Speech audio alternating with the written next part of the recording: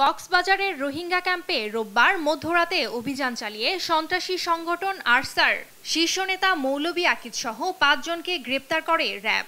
এরই কয়েক ঘণ্টা পর আধিপত্য বিস্তার নিয়ে আরসা ও আরএসওর ৩ সদস্য হত্যার ঘটনা ঘটেছে। আরসার সোর্স হিসেবে কাজ করা নিহত রোহিঙ্গা ইলিয়াস তথ্য দিতে রাজি না হওয়ায় আরএসও সদস্যরা প্রথমে তাকে হত্যা করে। পরে ঘটনার খবর পেয়ে আরসা সদস্যরা এসে কয়েকজন আরএসও সমর্থকের উপর এলোপাথারি হামলা চালায়। এতে মোহাম্মদ ইসহাক ও ফিরোজ নামের ২ জন নিহত হন।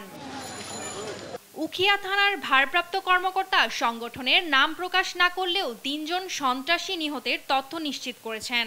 ৩ জন মারা গেছে, ৩ জন হসপিটালে ভর্তি। আমরা রোহিঙ্গা সন্ত্রাসী আর কি, এদের কোন গ্রুপ সঠিক কিছু বলা যাচ্ছে না।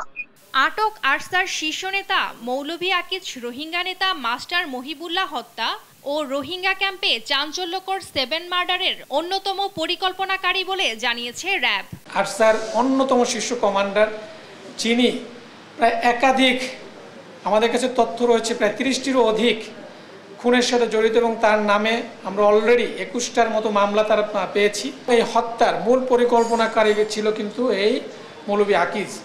এই আকিজের নির্দেশেই তার দলবল নিয়ে এই মহিবুল্লাহকে হত্যা করা হয়। তবে এসব ঘটনার পরও রোহিঙ্গা ক্যাম্পের পরিস্থিতি স্বাভাবিক রয়েছে বলে দাবি করে আইন শৃঙ্খলা বাহিনী।